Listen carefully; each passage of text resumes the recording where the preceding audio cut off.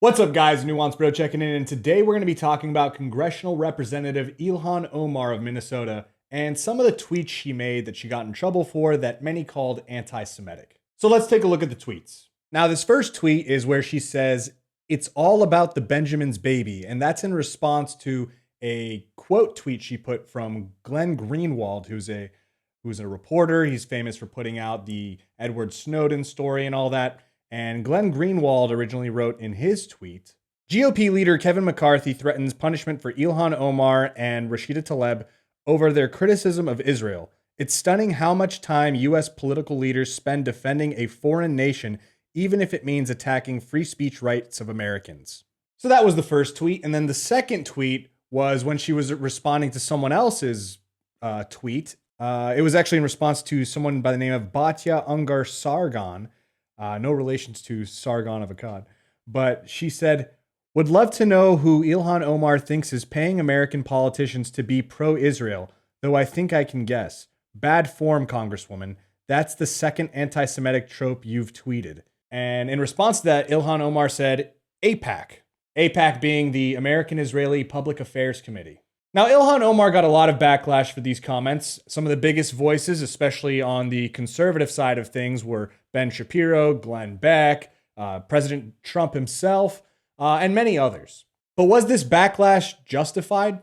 Well, let's start with Ben Shapiro and what his comments were. What was he really opposed to that Ilhan Omar said? Well, in response to her tweet about it being all about the Benjamins, baby, Ben Shapiro said, "Would this be another anti-Semitic trope about the Jews paying off the Republicans? Or do you have another angle you're going for here, Congresswoman?" And then he retweeted another congressional representative who said, "For nearly 2 weeks, Representative Ilhan Omar has avoided meeting with me to discuss why anti-Semitic tropes like these are hurtful to so many Americans.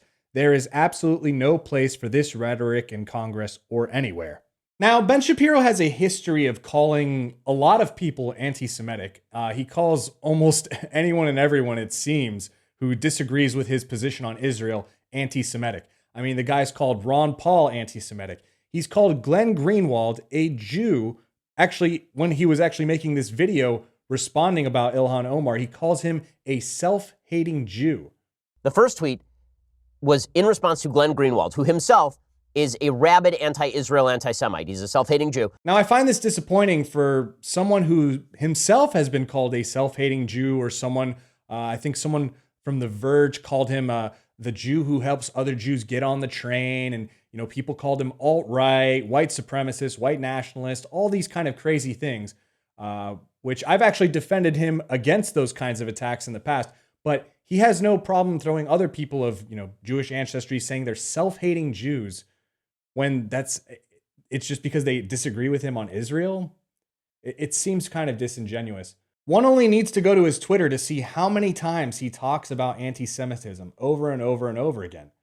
I mean, for someone who says that the left thinks everything is racist. The left has a habit of calling everything racist, like legitimately everything racist.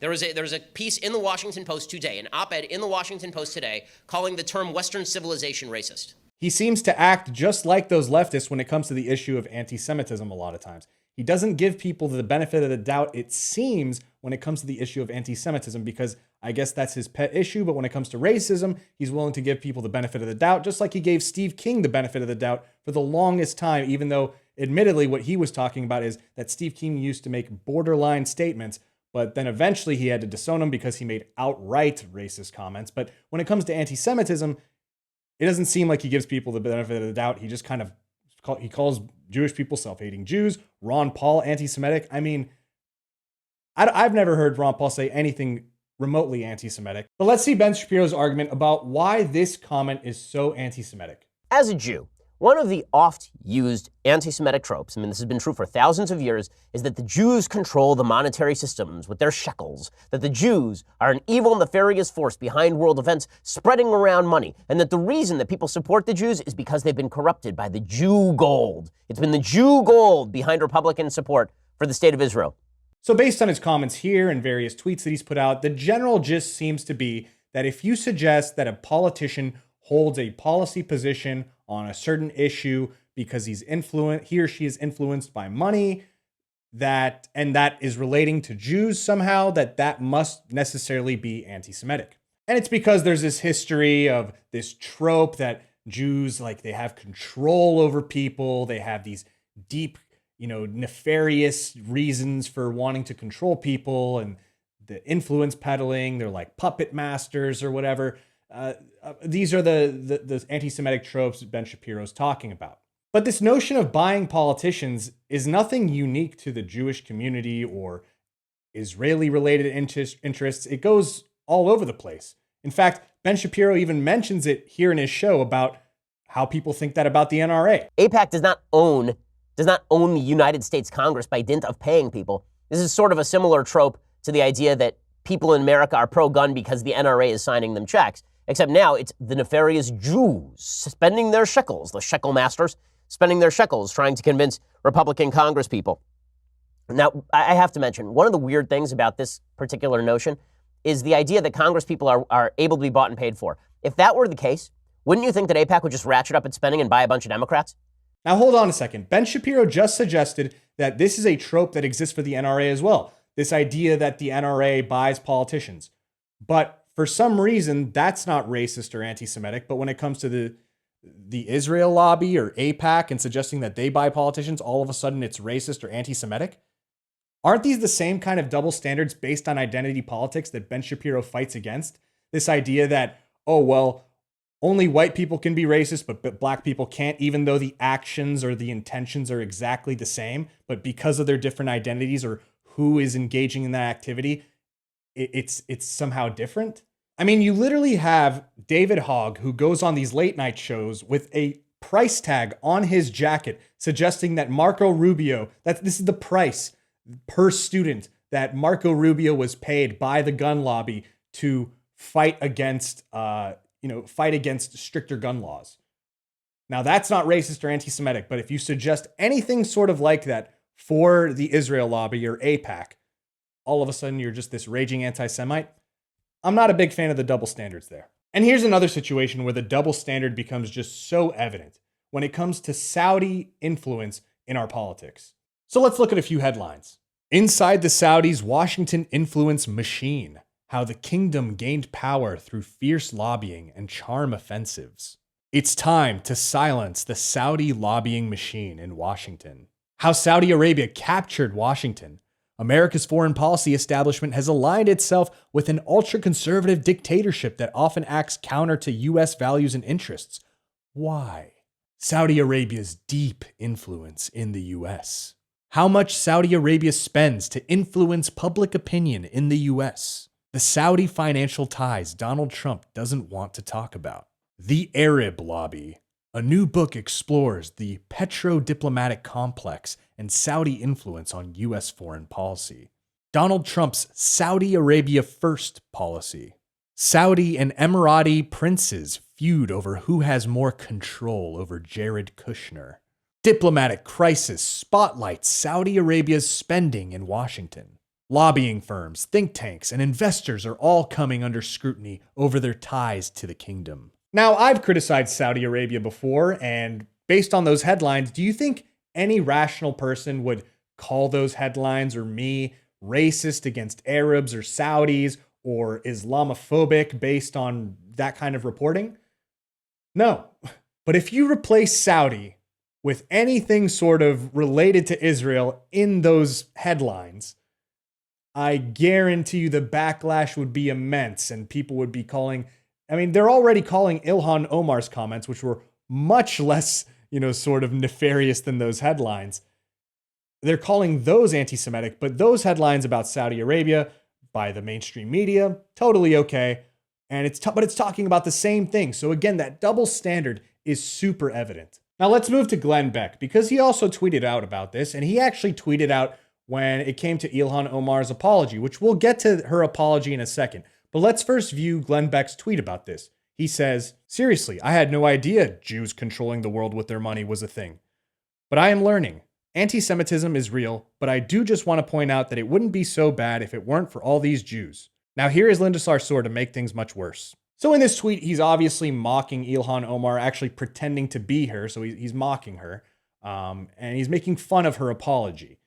Now, I found this very interesting from Glenn Beck, who's mocking her in this whole situation, suggesting that she's anti-Semitic and all that, because if the notion is that suggesting that, people who are Jewish are spending money to control politicians via organizations like AIPAC, which are 501c3s, if those components make someone anti-Semitic, then how does that explain what Glenn Beck did here? The question is, do we have a shadow government? And if we do, who are those intelligent minority that is guiding us through? And where are they guiding us to? If you skip past all of the puppets and the strings, if you stop looking at the puppets themselves, you have to see who's behind the puppets. Who is choosing the puppets and the players? Who's the puppet master? George Soros. George Soros got rid of all of the corporate money through McCain-Feingold, which then allowed all the 501c3s to come in.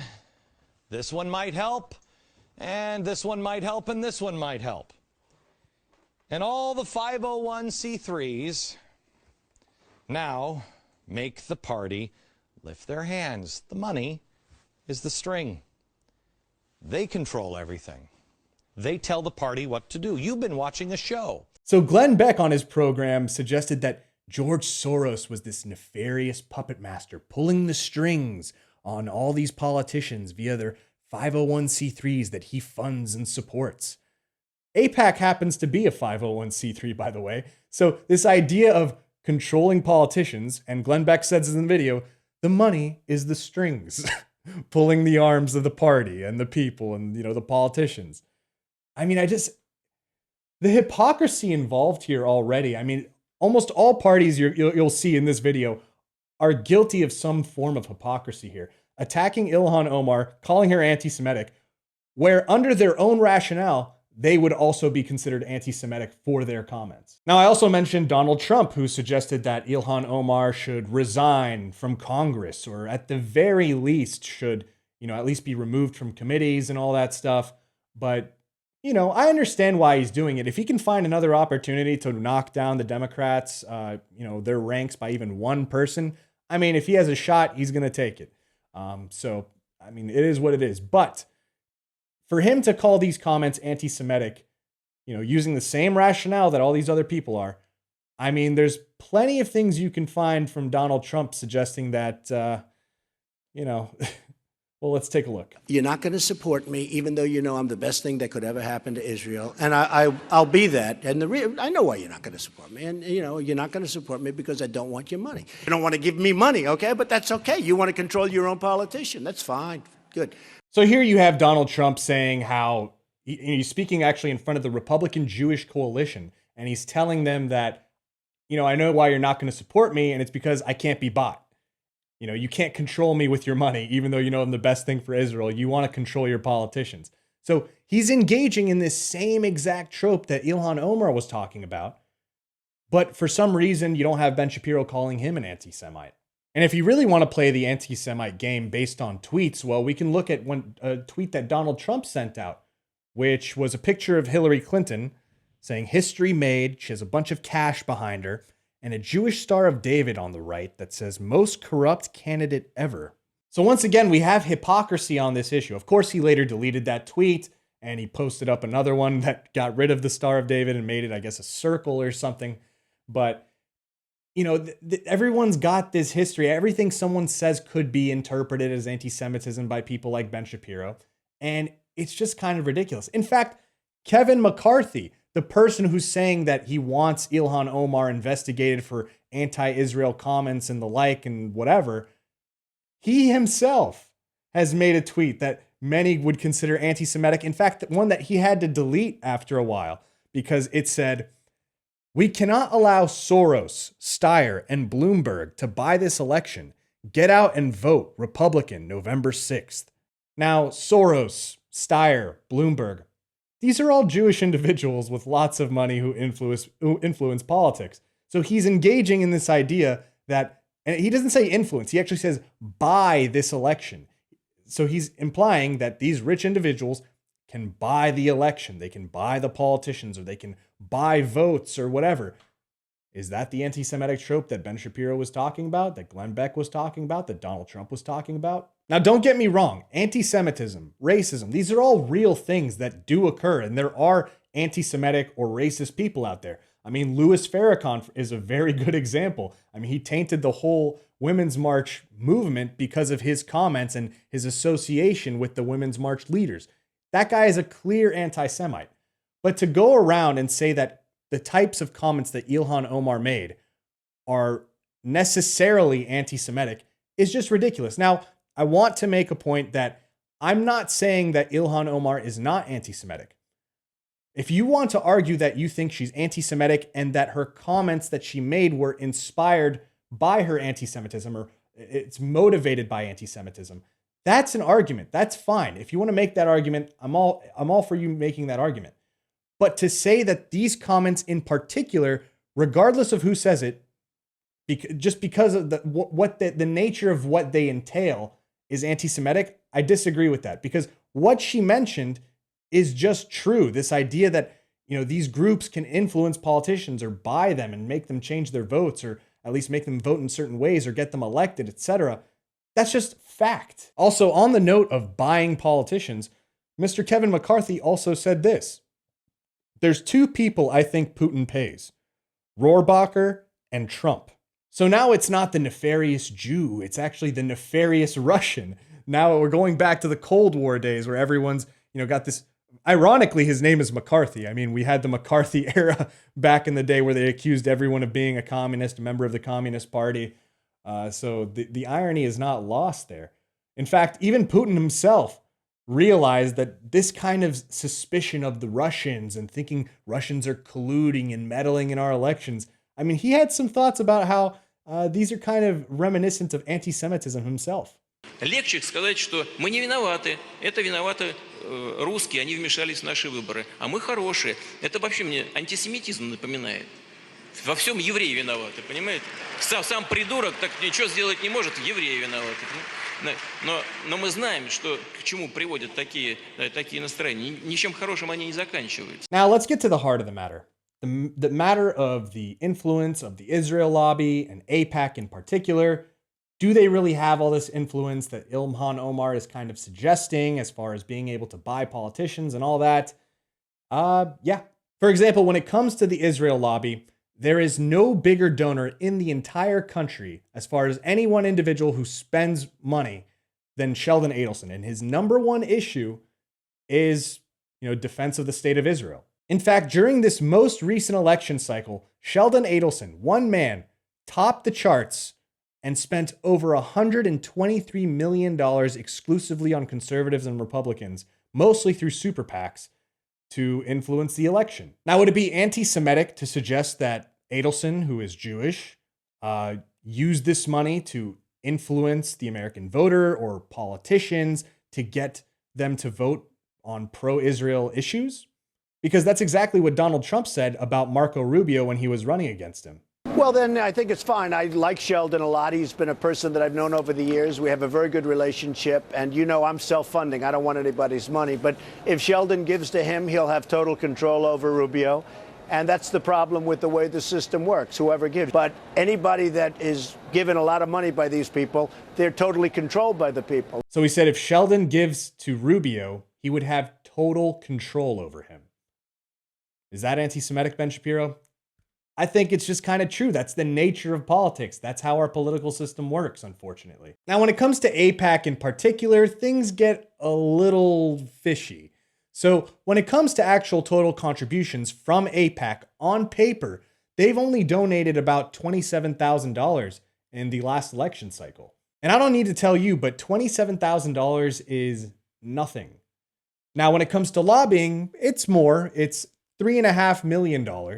So that's pretty significant, but it's still not even, top of the list when it comes to lobbying. So why does this organization get so much, coverage by someone like Ilhan Omar about, why is she targeting this organization about being the ones that have the most control over people? Well, this actually gets into the more complicated issue of how AIPAC actually funds candidates. If you actually go on AIPAC's website, they have something called the Congressional Club. Now, how do you get into this club? Well, it tells you right here. Be an AIPAC Donor Club member. Make minimum financial commitment of $2,500 a year or $5,000 per 2-year election cycle to pro-Israel politics. Commit to giving political contributions in a clearly pro-Israel context to candidates running for United States House of Representatives and or United States Senate. Now, the issue is that people who sign up for this congressional club and when they give to candidates, they're not doing so on behalf of AIPAC. As insofar as on paper, it's not going to say this donation comes from AIPAC. It's coming from the individuals who are associated with AIPAC as members or whatever. But AIPAC's really smart about not wanting to tout how much influence they actually have in the public eye. They don't want to actually be known as the most powerful lobby in Washington, even though they really are. I mean, you can't name a single other political organization that has more candidates fighting to get into, their annual conferences. You have politicians from both sides fighting to speak at AIPAC. For example, in the 2016 election, every single candidate spoke at AIPAC from the Republican and Democrat side at the time when the convention or conference was being held, except for Bernie Sanders, who I believe he didn't show up in person, but he sent a video in. So basically every single candidate spoke at AIPAC. So that would be Donald Trump, John Kasich, Ted Cruz, Hillary Clinton, and sort of Bernie Sanders. Now, I obviously can't make this entire video about how AIPAC gets around sort of campaign finance laws and spends the money it does to influence the politician it does. I can't do that. It would take way too much time. There's videos and books about this subject. There's actually a documentary called The Lobby USA, which was never officially published because it was censored, but then it leaked out or whatever. But I would suggest watching that. I'll leave a link to it in the description box down below. It's 4 parts. It's a long documentary, but it's got a lot of good information, a lot of undercover reporting. But I'll show you one clip from the documentary that sort of explains at least one of the methods groups like AIPAC are alleged to be using to influence politicians or donate to their campaigns without it officially appearing on their books. The AIPAC group, it makes a difference. It really, really does. It's the best bang for your bucks, and the networking is phenomenal. Congressmen and senators don't do anything unless you pressure them. They kick the can down the road unless you pressure them. And the only way to do that is with money. In New York, with Jeff Talbot, we don't ask a goddamn thing about the Palestinians. You know why? Because it's a tiny issue, that's why. It's a small, insignificant issue. The big issue is Iran. We want everything focused on Iran. What happens is Jeff meets with the congressman in the back room, tells them exactly what his goals are. And by the way, Jeff Talbot is worth $250 million. Basically, they hand him an envelope with 20 credit cards and say, you can swipe each of these credit cards for $1,000 each. So what ended up happening because of all this? Well, pretty much within 12 hours or so half a day, Ilhan Omar had to put out an apology, and she said in her tweet, "Listening and learning, but standing strong." And in the picture, it says, "Anti-Semitism is real, and I am grateful for Jewish allies and colleagues who are educating me on the painful history of anti-Semitic tropes. My intention is never to offend my constituents or Jewish Americans as a whole.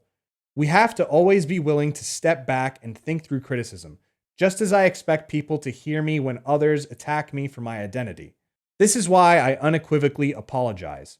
At the same time, I reaffirm the problematic role of lobbyists in our politics, whether it be AIPAC, the NRA, or the fossil fuel industry. It's gone on too long, and we must be willing to address it." So why did she apologize? Well, she had pretty much her entire congressional leadership go against her, and they had issued a statement. So you have Nancy Pelosi here saying, "In our conversation today, Congresswoman Omar and I agreed that we must use this moment to move forward as we reject anti-Semitism in all forms." And they put out a statement, and you have all this list of the congressional Democratic leadership, and they said, Anti-Semitism must be called out, confronted, and condemned whenever it is encountered without exception.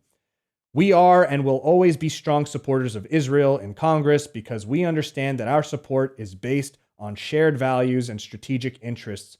Legitimate criticism of Israel's policies is protected by the values of free speech and democratic debate that the United States and Israel share.